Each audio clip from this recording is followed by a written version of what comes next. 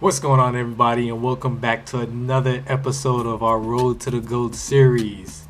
This will be an interesting matchup this time. We are going with a Tier 2 team, and we have chosen the Phoenix Suns. And my opponent has gone with the historic Los Angeles Clippers. I believe that's the one from 2013 to 2014. And I seen this team before, like a couple years back in 2K when I was playing now online. This is a team that is not very often chosen, but the people that do choose them always play a certain type of way, and I already knew what to prepare for. So my opponent, immediately on the first possession he was on defense, he came out in a 2-3 zone, so I already knew, okay, this is going to be a long game. And then on top of that, he has two very good bigs in Blake Griffin and DeAndre Jordan. So that's another thing I knew he was going to attack the paint with his bigs. You see, he's going to try and get it down low. Not exactly the big, but he's going to work it around to Blake Griffin. Easy points for Blake Griffin, but he misses it. DeAndre Jordan is there for the cleanup. So I have to try and play my best game, get off to a hot start, and pull away quickly from this guy because we have to deal with him backing us down with an impressive big in Blake Griffin. You see, he gets an easy dunk right there over Jay Crowder, and we really can't allow that to happen. Not only do the Clippers, or this specific Clippers team, have bigs who could take us down low into the post, they could also shoot as well. So it's going to be hard for me to play man-to-man defense or even go to a zone at best. So we're back on defense. We have gotten off to a very slow start. The score is 7-2. I have not been doing the best on the offensive side of the ball, and he is just killing me on defense. Look, we're 1 for 5, shooting 20%. He is shooting 57%, so the game is going a lot better for him. And you can see on this possession, he is in a man-to-man defense, but look at this horrible shot by Devin Booker. And that really sums up the first quarter that I had. It was just horrible. We could not get nothing going. And Devin Booker in the first quarter is already cold, but I do hit this step back with him. Perfect release, and that was a bit of a bailout shot by 2K. And I really needed that point just to try and boost my confidence up. So, end of the first quarter, the score was very low. It was 9-4. He has the lead, and right now, I'm not feeling too confident. Look at the defense he's playing here. Like I said, he's still in that zone, and it's just working to perfection for him.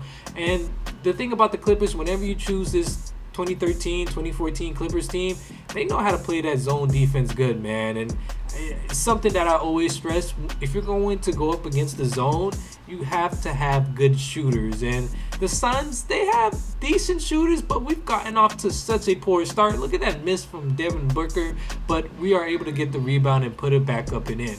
So to talk about my game plan always try to keep it simple. Get the bigs at the top of the paint and then back our way down, or just try and find the best shot available. Another thing that I also added to my game plan when I'm facing someone who runs a zone is that when we grab the rebound, I want to get out on the break very quickly. So you can see that we are still shooting 21%, and it's not looking too good. I'm telling you that 2-3 zone defense is crazy this year, but Dario Saric finally hits a shot outside the perimeter for us. I think that was our first shot outside the perimeter. We were just trying to get to the rim and really couldn't find nothing, or it was a forced layup and we were lucky if it went in. So back on offense he is, finds the wide open guy. I believe that's Danny Granger, hits the corner 3-pointer. And my opponent, he's at a steady pace right now, and I'm struggling to shoot. And for a couple of possessions, I went to a 2-3 zone, or a zone in general, and it didn't really work out, so I had to switch back to a man-to-man. So I got tired of DeAndre Jordan and Blake Griffin just killing us down low into the post. So I had to make a change here. I had to make sure that DeAndre Jordan was guarded by DeAndre Ayton, and then for DeAndre Jordan and Blake Griffin, whenever they touched the ball, we had to just send the double team. And I don't know why 2K had our post settings to 3/4 top. Usually when you wanted to set it to behind or front, just depending on the matchup. But yeah, Now our game plan is to double team whenever Blake Griffin or DeAndre Jordan has the ball, and we don't do that there on that possession. I think because I helped with the closer guy with my user defense is that the computer couldn't really activate that double team. So next time I'll probably have to switch away from the furthest to the furthest guy, and that double team will come. He hits another three, and now he's just pulling away. The score is 23-9. It's just ridiculous right now. This game is not looking too good for me. And at this point, he took out his bench, or excuse me, he took out his starters. He was feeling pretty confident. You know, he has a large lead, so give the starters a bit of rest and let's see what his bench could do.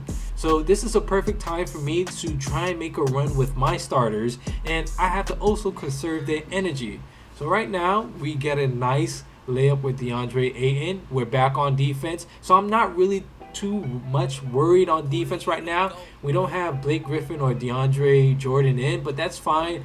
Lucky rebound or tip pass goes back to him, and he gets an easy bucket with Ryan Hollins. So first half is winding down. I'm kind of feeling a little bit confident because he took his starters out, and DeAndre Ayton could go right to work. Gets the dunk and the foul call. So now we're chipping away at that lead. He's still at 25 points. We're at 14 now. So we're right there in there. Steal, bad pass by my opponent. DeAndre Ayton on the breakaway dunk. And we are now down by less than 10 points.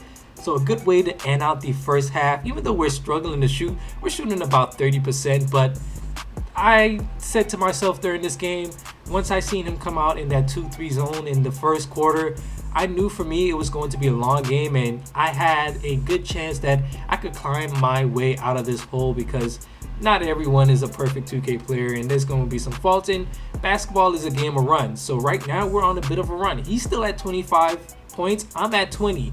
Wide open three with Jamal Crawford. He can't get it to go. We're on the fast break now. So you can see here that he has not scored a point in the last 2 minutes and 10 seconds of the game.